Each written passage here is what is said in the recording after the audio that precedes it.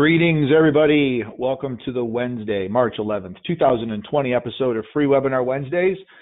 This is Eric Cook coming to you from WSI Digital, where we work with our clients to help them identify, connect, and engage with their customers online. You can learn more about us over at www.poweredbywsi.com, which, if I haven't mentioned it because we've been absent for the last couple of weeks, poweredbywsi.com is a brand new look and feel website complementing our corporate headquarters over in Toronto. You're going to be seeing some more changes to Powered by WSI coming soon as we kind of refine our content and our message, but we're really excited about the new look and feel, our blog area. You know, Ellie has done a tremendous job of putting together a lot of Did You Know videos with a lot of interesting information about different social platforms and digital marketing strategies. So by all means, hop over to poweredbywsi.com and check it out and let me know what you think. I'll be very curious on any feedback that you have to share. But today we are here at Free Webinar Wednesdays. As I mentioned, I've been absent for a little bit, lots of conference, lots of travel. Actually sneaking away a little bit on a mini vacation, but I didn't want to go 3 weeks without having a Free Webinar Wednesday show. And I just got back from one of my most favorite events on the planet, Social Media Marketing World out in San Diego, California. So what I want to do today is catch up and say hello to all my Free Webinar Wednesday friends out there. But give you a little bit of a recap of the Social Media Examiner conference, Social Media Marketing World, talk a little bit about some of the insights and big pictures. And then I've got a particular session that I wanted to talk a little bit about, which really doesn't have a tremendous,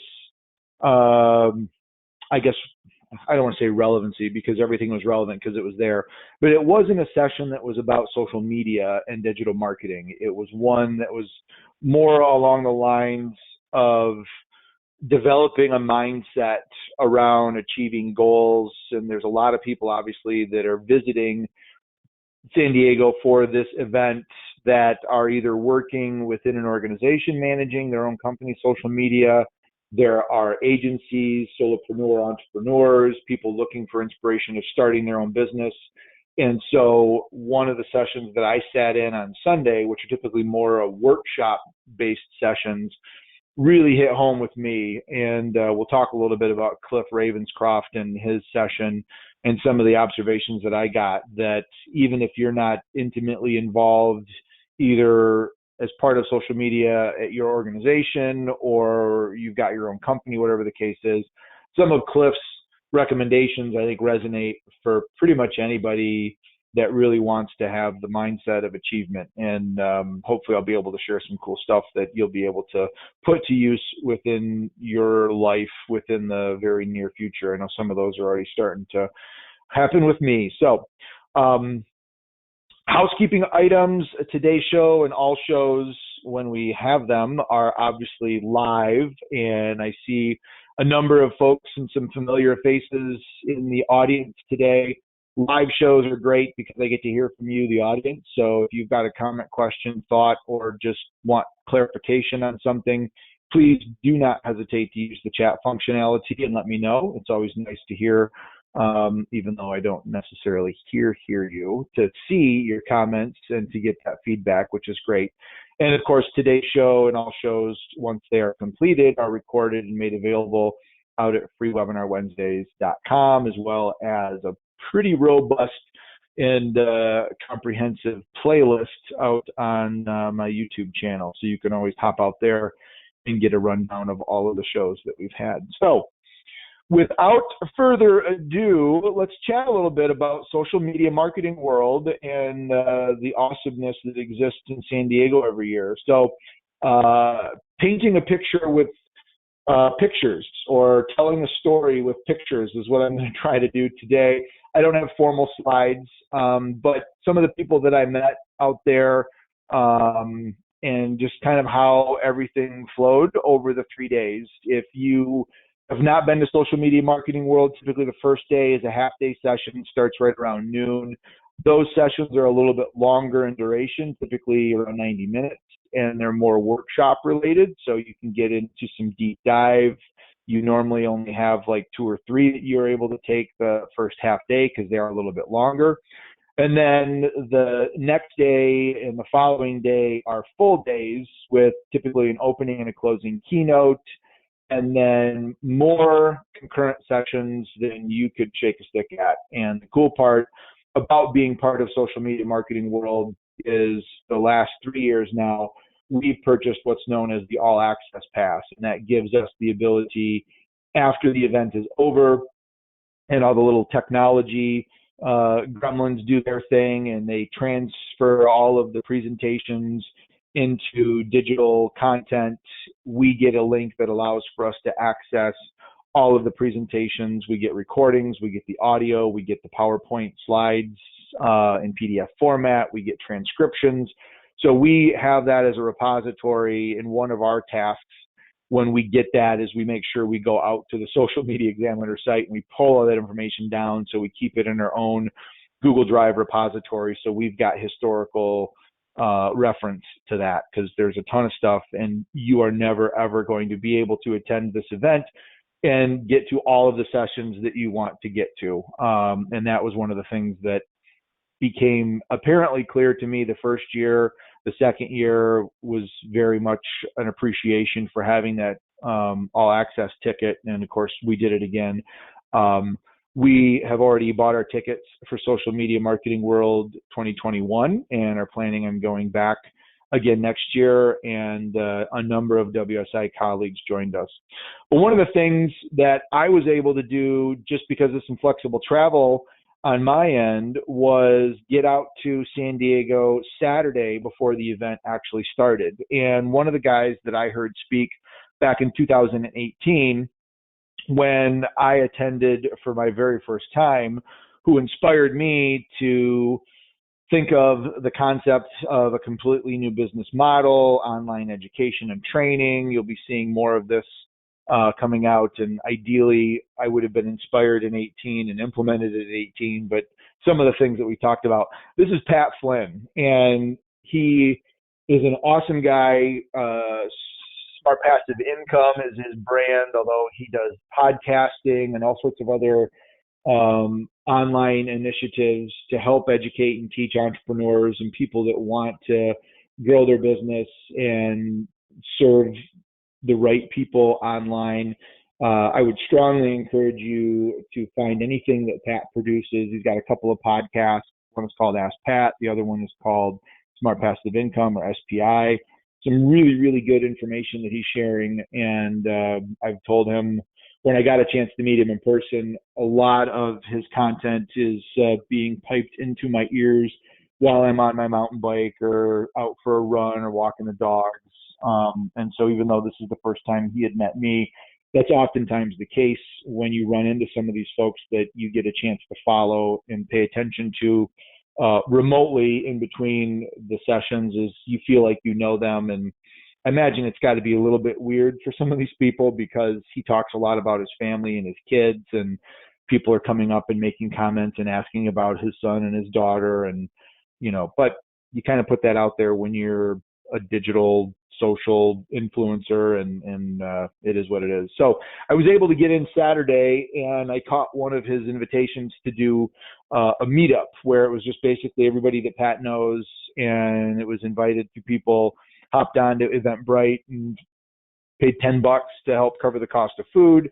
And so this meetup was one where I got to meet a lot of other cool people as well, but certainly got a chance to spend some time with Pat, talk to him a little bit about some of his strategies, asking some questions. Michael Stelzner, and I don't know if I'll have a chance to get through all of my pictures, but this is the gentleman that actually created Social Media Examiner and the Social Media Marketing World event. So he is kind of like the man of the hour / year, whatever you want to call it. And so it was cool to be able to reconnect with Michael. I've met him a couple of times. We've exchanged emails. I imagine he meets a ton of people, but was very gracious, and it was always good to chat and catch up with him. And then the last guy there in the middle, and we joked about going to the same barber from the UK, Chris Ducker. He actually wrote a book and has got a whole process around this thing called the Upreneur, very similar to an entrepreneur, but the Upreneur, which is really focused on picking you as an individual and who are the people that you particularly want to serve or take care of with the skill sets and the knowledge and the expertise that you have that is maybe unique to you and no others. And so Chris's podcast is another one that I oftentimes will pre-download and listen to while I'm traveling on planes or out for a walk with the dogs or a run. And between him and Pat, and you can see they're good friends in real life too, which is always kind of cool because they serve each other on each other's podcasts every once in a while. But got to hang out with both these guys. We compared notes on hair clipping approaches and had some other fun conversations. But it was just good to be actually there. And, I played sports a lot when I was a kid, but I don't really follow a lot of sports these days, but I do follow a lot of digital influencers. And to be able to be at an event like this where you can get right up and have conversations and meet with people right while they're there is really like, back in the day, going to a Bulls game and hanging out with Michael Jordan for a little bit, asking him questions and just being right there. So it was pretty cool.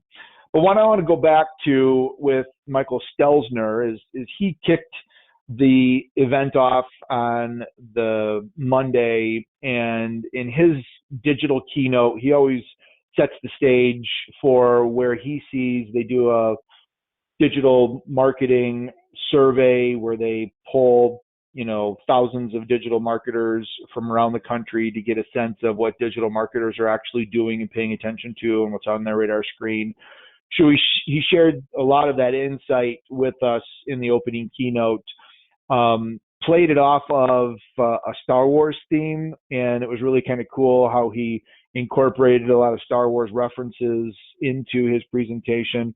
But some of the key items that he talked about, I'm just going to list off a handful of the bullet points that jumped out at me that I think need to be on your radar screen and in your own, whether you're doing this for your organization or I've talked oftentimes here on Free Webinar Wednesdays about the importance of building a personal brand. Those of you that are frequent flyers here on Free Webinar Wednesdays know we do a lot of stuff in the banking space, and I often will refer to it's almost more important in today's day and age more than ever to be seen as your customer's banker, which means they have a personal relationship with you and they feel like they know you, so they trust you and they come to you with their business, versus just being somebody that works at the bank.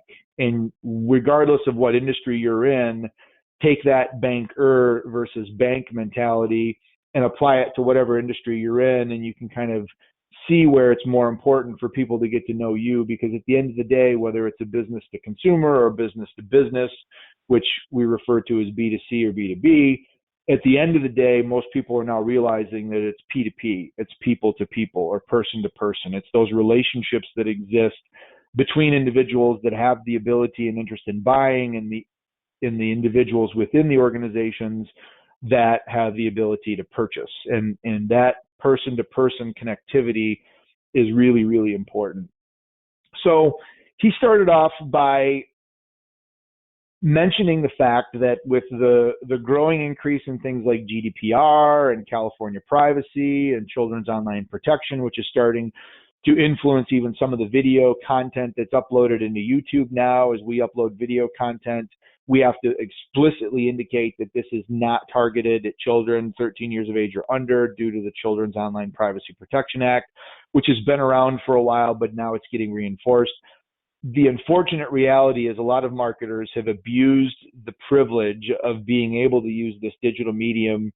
And for that reason, trust and confidence and other sorts of pillars to the ethical marketer are being questioned. You're seeing changes, and he talked about the different requirements that Facebook and other platforms have now as it relates to what access you have to data profiling, lookalike audiences, even advertisements. We worked with one bank and had them reach out to me recently, and they were doing an advertisement that they wanted to advertise for an employment position for a mortgage lender.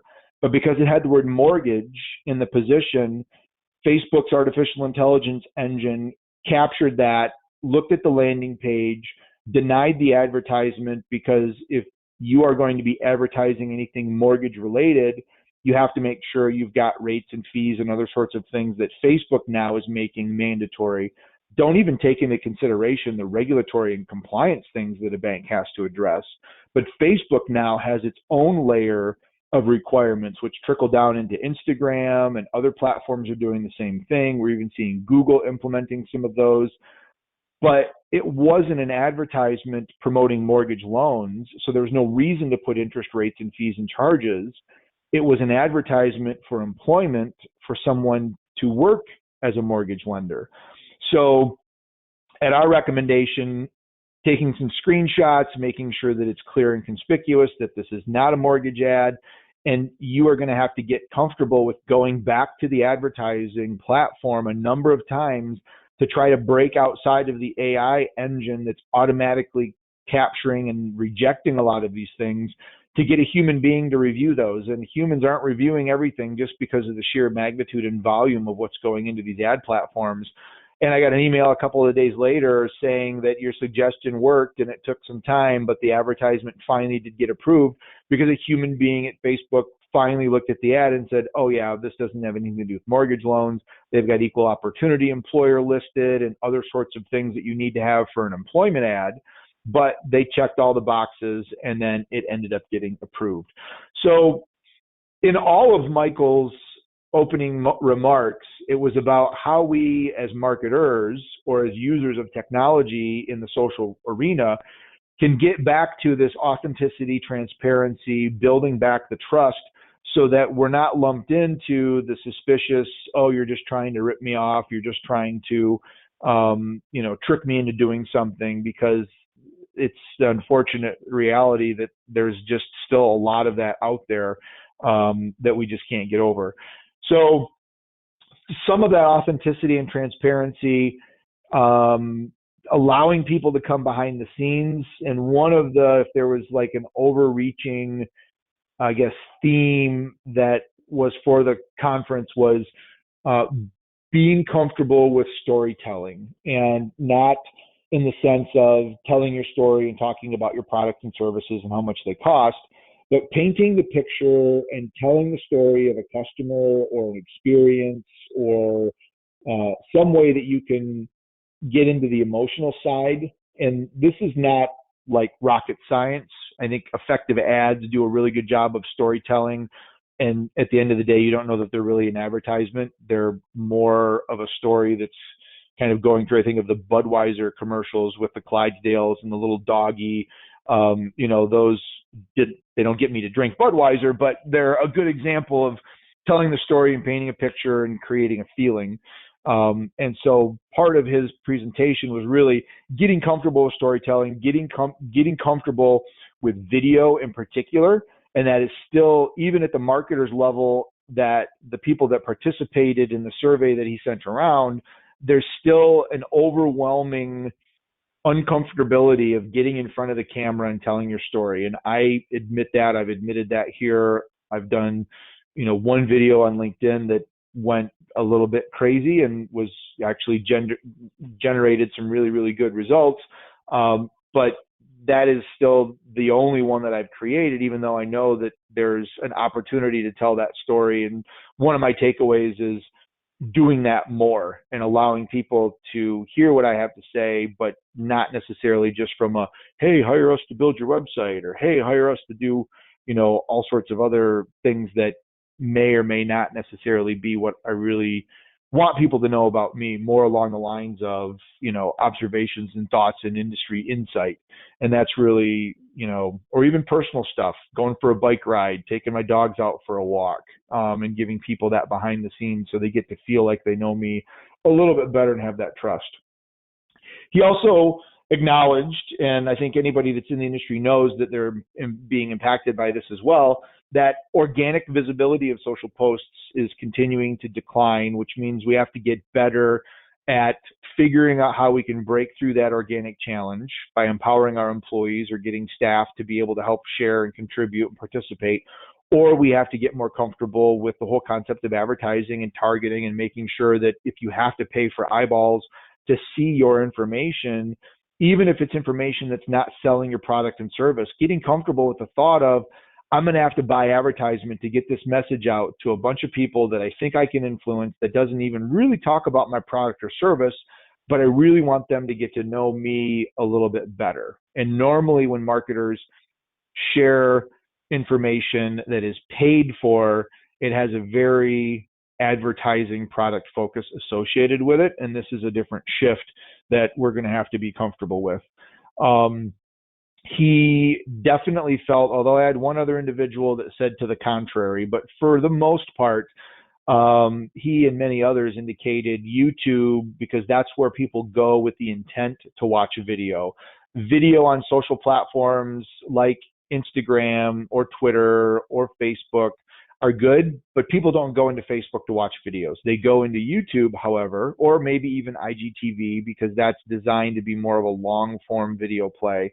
But they go into YouTube with the express intent of watching a video. So if you can put together some longer form video content that is engaging and compelling, tells the story, brand authenticity, that's ultimately where you'd like to get people to go. And even at Social Media Examiner, he indicated they made this shift a couple of years ago, and it's really paying off because most people are going to YouTube and doing what he was hoping they would do and watching that content to 50%, to 60%, to 70% completion, whereas they were getting nowhere near those numbers when they were sharing that video content through Facebook. Getting started, which is a difficult thing for most people, he presented 3 things that can get you started, and this is kind of the strategy that I'm taking, and I would encourage you all to think about this as well. First off is experiment and get comfortable with short form video. And by short form video, what he's referring to are things like stories on Facebook and Instagram or Snapchat, or just little videos that you can take. They don't last forever. They expire in 24 hours. You do the video. It doesn't take a lot of time. If you don't like it, you delete it. But posting it, getting comfortable with producing that yourself and watching other people do it and pay attention to what everybody else is doing.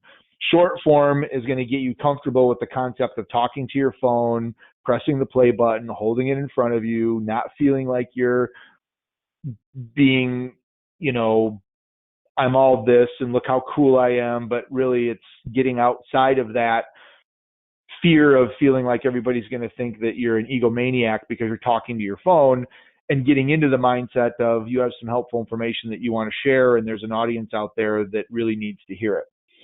The next step in that evolution is experimenting not just with the short form, but getting into entertainment-based content. And this is where TikTok, and there was only one session on TikTok this year. I suspect if it's around, it's going to be more, but that session was packed to the gills, spilling out into the hallway.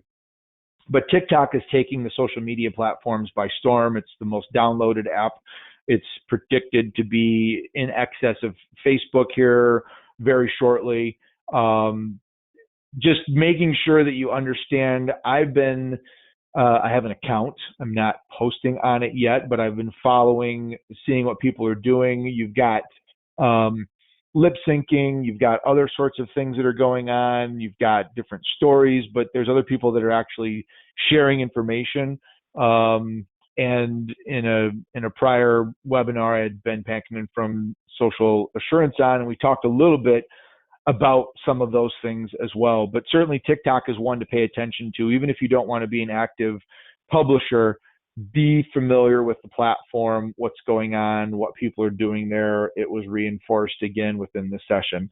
The last thing, once you get comfortable with those short stories, entertainment-based content, then you can move yourself into more of the longer form video where you now can actually produce content that ends up out on YouTube or Instagram TV, because now you've got a little bit more comfort level in speaking in front of the camera. You understand how to entertain as well as educate. And now you can incorporate that into a video strategy where you can incorporate some of the, video editing capabilities that you might be seeing with some of the other producers that are out there. So that's really kind of the evolutionary process. So I just saw a question come in, and I'm going to quickly do a quick check. So, gotcha. All right. That was just simply a thank you for sharing this information thus far. You are quite welcome. So I keep the little control panel hidden while I'm actually doing my little chit chat. So when I see the question mark come up, I want to make sure that I pay attention to that. So, Stelzner's kickoff was great. Got even more notes, but certainly it was a really good session that gave us a lot of things to think about as the conference kicked off. But if I go back to Sunday, I want to chat a little bit more about my session that I sat in on with Cliff Ravenscraft. And if I go and actually pull up his picture here. So this is Cliff, and he started the presentation by pretending to tear up $300 because he told this story about how he had a difficult mindset in increasing his rates and being able to be comfortable charging people $300 an hour for what he knows and the value that he brings to his clients, and actually intentionally told somebody to, just go over here and you can get the same information for free, and basically was throwing $300 away. So that's him holding $300 worth of $100 bills. And then he ripped everything up. Of course, it was fake. He didn't rip up real $300. But when he did it, everybody in the audience was kind of shocked by the fact that he started off with that. But in his presentation, he just talks about oftentimes, we have these limiting beliefs that we impose upon ourselves that prohibit us from achieving our goals. Whether we say to ourselves, and we're all familiar with the whole concept of imposter syndrome, but I'm not good enough, people wouldn't hire me for this, there's other people that are smarter than I am, and shared some ideas around kind of getting around that and being free of those limiting beliefs. And so there were 4 little items that he shared related to breaking free of these limiting beliefs that I thought were pretty good. First is you have to become aware of the limiting belief itself. So as you sit down and you say, well, what are the goals that I want to achieve and what are all the reasons why I'm not achieving them? That's a good place to start. And chances are you're going to have an excuse for all of those. And the excuse is exactly the reason why you're being limited. And you need to go back and take a look at those excuses and say, you know what, write them out. What's the excuse that is there? And so that's the first step in the process of trying to figure out why you're not meeting your goals or getting kind of the success that you would like to achieve. Then you need to spend a little bit of time, what he refers to as discovering the source of those excuses. And there's a few ways or a few areas where we're getting some of those things. So he mentions things like verbal programming, because maybe somebody told you got to work hard, you got to put in your time, you got to do this, nobody's going to pay you for that. You've got modeling expectations where maybe you saw your parents working really, really hard, working 2 jobs, working in jobs that they didn't like, or you see other people doing this and you just think, well, that's what needs to be done. And, you can't jump right to, and I think that was one of the things that he gave as an example is, my father, there's no way that he could have charged $300 an hour for what he did. He was a very humble man. And so when he was encouraged by someone that he should increase his rates, that was one of the things that held him back is, well, my father was a really smart guy and he couldn't do that. So it makes me think that I can do it. There could be specific incidents that took place when you were young, or there may even be sources of negativity where people that you're hanging around, whether it's intentional or unintentional, will reinforce some of those things, or maybe hold you back because they're jealous, or maybe you're watching things like, movies and TV shows that reinforce that, all of this either isn't possible, or how you achieve a goal really isn't really the way that it happens. The next part, which isn't probably as easy as he made it sound, is disassociating yourself from all of those things and kind of saying, it doesn't matter what I learned when I was young. It doesn't matter what I see on television. It doesn't matter what my friends and family are saying about me wanting to quit my job. I got a little bit of that, I'll have to admit, when I made the decision after 15 years as a community banker that I wanted to step away from banking. The next logical position for me was going to be the CEO of the bank that I was working at, unless I really screwed things up. But I had a really nice logical career path, but that wasn't what I wanted to do. That wasn't what I felt my purpose on this earth was. And so some of this, it was nice to hear a little bit of reinforcement, but now when I'm at the business and I'm taking myself to the next level, and I go back to, I mentioned earlier with Pat Flynn and hearing him speak in 2018, I was sitting in this session thinking, well, what are the reasons that I haven't moved forward with the business plan that I put together when I heard Pat speak in 2018? And really questioning some of those things, because at every stage in your life, you're going to have different areas, different times, different moments when you need to break out of what you're doing and achieve something greater. And so anyway, some good introspective conversation I was having on my end just to determine what it was that I needed to do. Yeah, so I guess those are kind of the four main things. Let's see. So disassociation, I'm kind of looking at my notes on the other screen, so I apologize on that. But the fourth item on that was conditioning and empowering alternate belief. And, really kind of saying, and this is where he kind of got in, he played off with the $300 quite a bit when he told his story, but conditioning that, repeating it, writing it down, documenting that, putting it in front of you, whether it's through a vision board or saying it to yourself when you wake up, and making sure that that actually ends up happening. He told the story of wanting to own a Volkswagen Beetle, would love to own a Beetle, but not really much of a car guy. Somebody that he coached recognized that that was something that he wanted, sent him a little tin die-cast replica of a Volkswagen Beetle that was on his desk that he looked at every day while he was working. And within 2 months, he actually owned a Volkswagen Beetle that is in his driveway now, that he drives on a regular basis. And it was kind of like, you put it in front, you put it in the universe, you put it out there, and you are going to have a whole lot likelier chance of being able to achieve it. So some of the other steps that he shared as part of achieving this goal. So the first really part of it was breaking out of this mindset that's limiting you, that's holding you back. The next thing that he talked about, and I believe that there were 7 or 8, and it looks like maybe 10 actually. So I'll just rattle these off and then I'll kind of come back to each of them. So a way to achieve any goal is first define what it is that you want. And so again, this was the whole example of the Volkswagen Beetle that he wanted to have. Next is define why you want it. There needs to be some sort of a purpose. You have to then believe that it's actually possible, that you can do that, you can achieve that, you can leave the bank and start your own business and be successful.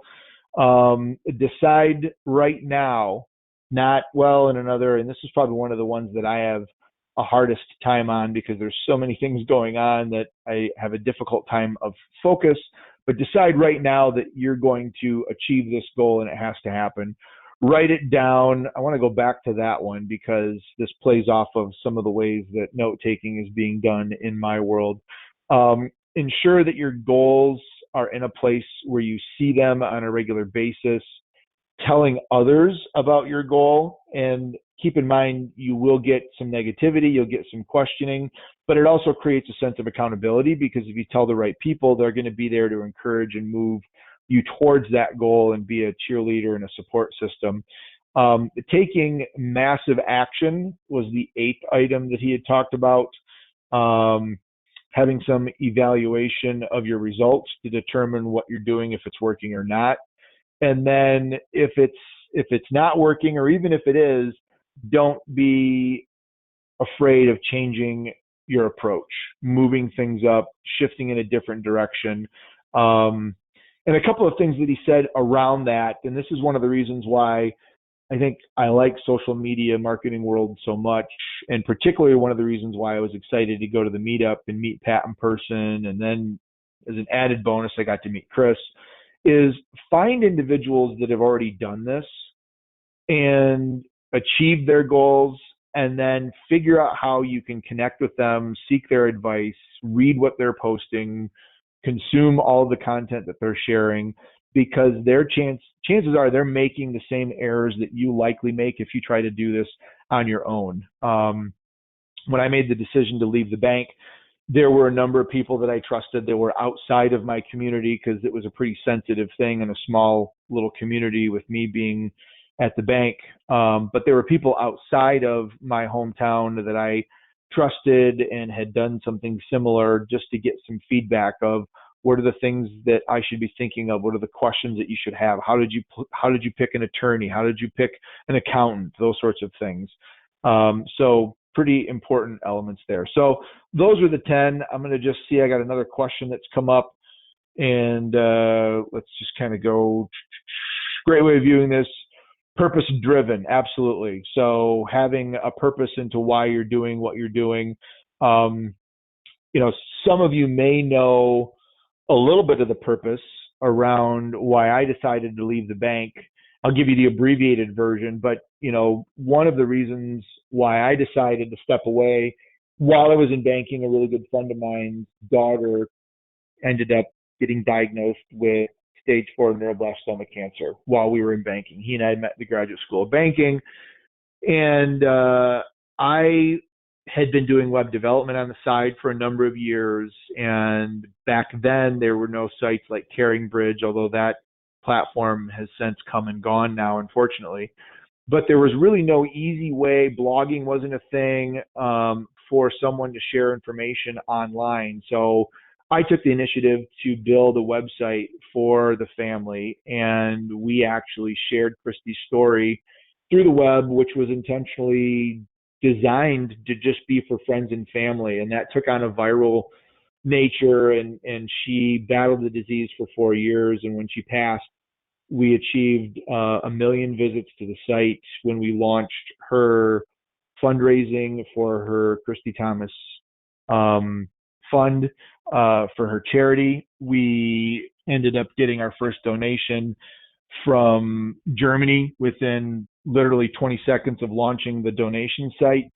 And I saw firsthand how the internet and technology really brought people together, and felt at that moment in time, I really needed to do that and to figure out ways, whether it was for businesses or individuals, but how can I leverage this technology to make it possible for people to connect with each other even before the days of social networking sites took place. This was in 2003, 4, 5, somewhere around in there.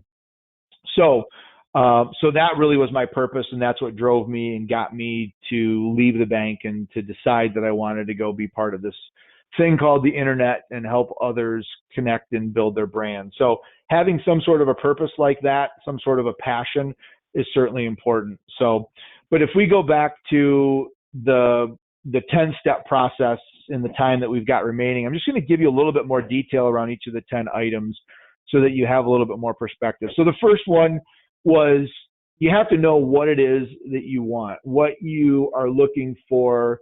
He wanted to be able to spend more time at home. He generates, and he shared some of his numbers, a good deal amount on a monthly basis. He does not, this is one of the things that he wanted to work Tuesday, Wednesdays, Thursdays. He did not want to work Mondays and Fridays. I'm going to work 3 days a week, and I'm going to take the other 4 off. And that was his goal. That was what he wanted to do. That's how he wanted to build his business. He suggests writing down a what do I want list. And we've all done these, what do I want? What do I not want? Whether you call it a T chart or whatever, but focus on the what do I want list. And he suggested don't stop until you get 50. And they can be giant, audacious, big. I want a jet. I want to own a helicopter. I want to get my pilot's license. I want to climb Mount Kilimanjaro. All of these different things that you want. And then once you get that, boil it down, go to the top 10, boil that down to get to the top 3. And then once all of that is said and done, you're going to have, hopefully, and it worked for him, you're going to have one item that's going to be the number one thing that you want. And that is going to be your driving purpose. And as I think back to Christy's story, or I think back to this business plan that I hatched when I heard Pat speak, my number one objective in all of that is really to help people figure out how they can connect through digital. And to be able, now that might be a little bit too specific, and that might not necessarily even be the right answer, but helping other people and educating is really what I ultimately want to do, because I feel if I do that the right way, it's why since 2009, I've been doing, Jeff and I for a number of years have been doing these weekly webinar shows. And it's about sharing information that I know that I'm hoping somebody out there, either on the live side or hearing it after the fact and catching the recording, will get some sort of a nugget that will help them in their job, in their life. And by doing that, that is going to get me the other things that I want, of being able to work where I want, work when I want, spend more time with my wife and my dogs, enjoy my bicycles, those sorts of things. Defining why you want it. And this goes back to the comment earlier about having that purpose. Why is it that it's there? You've got to have a purpose that's going to fuel you, and say that 3 times fast, everybody. Ready? Fuel you. So it's got to be something that's going to fuel you to get out of bed and to get excited, and a big enough why so that the how comes to mind, and you know that that's what's going to get you from point A to point B. Having that belief that it's possible. I've seen this quote a number of different times, but it's always one that is used in this context. Henry Ford, I believe, was the one that said it originally, but whether you believe you can or you can't, either way, you're correct. And if you think about that as it relates to identifying your goal, putting yourself in the proper mindset to ensure that what you want to do, you've got to have a full belief, and you're probably going to be one of the only ones that's going to believe it initially, especially if it's one that's way outside of the box. Decide right now that you're going to do it, and you basically squish any of the other options. And again, I go back to the last time I made one of these big decisions. Determining and getting the confidence to walk into the CEO's office and to sit down face to face and have the typical small talk. Hey, how's your weekend? Great. Everything's good. Cool. Oh, by the way, I'm offering my resignation. When there was no dissatisfaction on my part, I wasn't upset about anything. There was no reason why I felt like I needed to leave. It was just basically, this is something that I need to do. And it was something that just had to happen, and getting that decision, once that I've decided I'm going to do this, that was one of the hardest parts. But once that decision was done, the rest of it actually became a lot easier. So deciding right now. The fifth one I mentioned that I wanted to come back to, and this is writing it down. And I know I have talked about the Rocket Book a number of times. It was part of my, I think it's for all of my wish list Christmas sessions that I've done. It's always there. But the Rocket Book notebook is the best of both worlds, in my opinion. He quoted a study and said people are 42% more likely to get anything that they want in life by writing it down. And he mentioned some of the physiological elements of that, dealing with the creativity and the tactile nature and how you're using different hemispheres of your brain and crossing the neurons between the corpus callosum. So don't mean to turn this into a physiology course, but there's a certain chemical and physiological component to writing things down versus verbalizing them or even typing them on a keyboard. And a number of the notes that I took while I was at Social Media Marketing World were done on my Rocketbook, or I took notes on a laptop and then came back because I can actually type faster than I can handwrite. But then coming back to the Rocketbook and jotting some of the key ideas and observations down. So the big things that I got out of the session were actually written down and put into writing. The nice part about that is I have the benefit through Rocketbook to be able to write that down, so I gain the physiological benefits. But Rocketbook then gives me the ability to scan that, store it in Evernote, tag it, archive it, so that I know I can always get to it. But writing that down has solidified that in my brain and made it more likely that those things are actually going to happen. So if you're not using a Rocketbook yet, I would strongly encourage you to pick one up because they are awesome. Love them to death. Place your goals where you can see them. I will have to admit, my wife is a very big vision person, and she's always talking about goals. And when she was an active sales representative back when we originally met, she would have sticky notes and other sorts of things on the mirrors in the bathrooms and other sorts of areas where she would walk and see those goals and objectives. This is the whole VW Beetle example where someone sent that to him. He put it on his desk.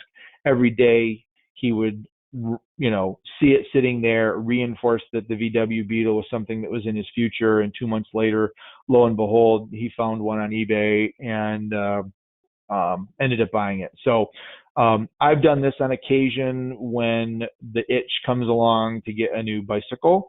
I'll find little pictures of different bikes that I want or other sorts of things, and just making sure that they're there where you're paying attention, and peppering them around your work area if it's appropriate, just so that they're within the line of sight. Telling others about your goals. Now, depending on the impact of your goal, I mean, if you're thinking about leaving your job, you probably are not going to want to tell your coworkers, because that might be something relatively confidential that you don't want sneaking around the office. But having a trusted source or some folks that you can share this with. Another one of the initiatives that I created several years ago was called Pedaling with a Purpose. And it's the whole concept around that was picking an event that is cycling related that might push you outside of your comfort zone. So my first Pedaling with a Purpose event was a 100-mile mountain bike race. And I did it with the intent of raising money, having people sponsor me to raise money for neuroblastoma, because I was raising money to help support Christy's battle against cancer. And so I created a website. I sent emails out to all of my friends and coworkers, encouraging them to help me raise money. I was going to ride my mountain bike for 100 miles, which I'd never even thought of. I'd ridden centuries on my road bike, but spending 10 plus hours on a trail on a mountain bike is a little bit on the verge of crazy, although most people nowadays, there's a lot of endurance based. But back when this was like the only 100-mile mountain bike race in the state of Michigan, I made the commitment that I was going to race this. I was going to get in shape for it. I was going to raise money, and I was going to finish it. And because I told people, I had people that would contact me and they'd send me email, hey, how's training going? How's your fundraising going? I was able to finish the race, and I was able to raise close to, I think it was $17,000 in my very first Pedaling with a Purpose event, just due to me telling the story, painting a picture, doing this for Christy. This was before GoFundMe and crowdsourcing sites were out there, so it would probably be a little bit more difficult to do today. But that was the direct result of telling other people about my goal and making sure that they knew that this was something that I was committed to, and I needed their help to make sure that I trained and was devoted and didn't get out there and hurt myself, and a lot built up to that, and I was able to achieve it. Take a massive action. What's the one thing that you can do right now that would move you closer to that goal? Pedaling with a Purpose certainly had a massive action with making the commitment and shelling out the $125 entry fee and registering for that event. And so, the massive action to commit yourself to that, evaluate your results and determine what's working and what's not. So you are going to fail. He mentioned in his presentation he failed a number of times. I failed a number of times doing things that but you've got to learn from those failures. What did you focus on? What things went right, if anything? But why did you fail, and making sure that you take action and do something a little different next time, and then modifying that approach and changing things and making sure that you're comfortable. Because if this is something that's really important to you, it's going to be harder for you to give up. And if you keep doing the same thing over and over again, it's going to make that seem like more of a reality, like you really should. But being comfortable with changing your approach, modifying what it is that you're doing. The last little nugget, and he did have a bit of a ministry background as well, served as a pastor actually for a number of years before doing this. But the other thing, you can boil all of this down into one word, and everybody was very curious on what that one word is. But he said ask, and the whole concept of ask and you shall receive. If you ask for help, if you ask for support, most people will try to do a lot of this shift and goal achievement by themselves. And I can tell you the decision to leave the bank and to start a digital practice, the decision to sign up for a 100-mile mountain bike race, the decision to do pretty much anything big in my life, there are people that I definitely had to ask, not just for assistance, but permission. And so asking and getting others involved is certainly an important component to all of that. So many other sessions that I sat in on that talked specifically about video strategies, tools, what sorts of equipment you should have, different apps and sites and software that you should be using. Those were all really, really good. And certainly from a tactical perspective, giving me the, new things that are out there. Those were all really great. But I really enjoy the sessions that lead up into social media marketing world. The next one that I'm not going to talk about today, but I sat in on another one about developing an influential personal brand. And that played off of a lot of what Cliff talked about in achieving your goals. And then I believe the third one that I sat in on was all about building a podcast, starting from scratch. What are the things that you need to have in place, and the power of a podcast and being able to have your voice. So some of what's on my radar screen is ways to leverage free webinar Wednesdays, for example, and potentially making that a component or an element as part of a podcast, or even setting up another podcast that's a little bit more banking specific and even more narrow on the things that I love and what I enjoy, my teachings at the various banking schools around the country and those sorts of things. But a lot of Sunday was really about just what do I need as Eric to be able to take myself to the next level, which is ultimately going to take our business to the next level, and at the end of the day, help our customers get to their next level. So yeah, hopefully that, I don't know if it's inspired you to go out and buy your ticket for Social Media Marketing World next year in San Diego. I mentioned at the beginning, Ellie and I already have ours, and we're planning on returning and coming back. I did tell one local community banker about it last year and was very surprised and pleasantly surprised to see both of them out. But really there's no other community bank representation at this event, and I really think there should be, because that's the market and industry that I'm the most passionate about. It's also one where I feel there's some really good stories and some good influence and some good results that are being created, and having some of the knowledge from social media marketing world to be able to take back to the institution, I think is certainly something that could be very advantageous to the bank as well as whoever brings that back for their career. So that concludes my social media marketing world ramblings.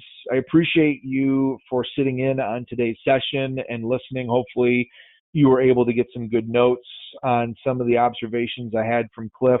If you'd like to learn more about Cliff, I would certainly encourage you to go out to cliffravenscraft.com. You can get all sorts of info about him. He's got a podcast. He's got some downloadable info. He's got some good blog posts. He's got some video. It's going to give you a better sense of who he is and his story.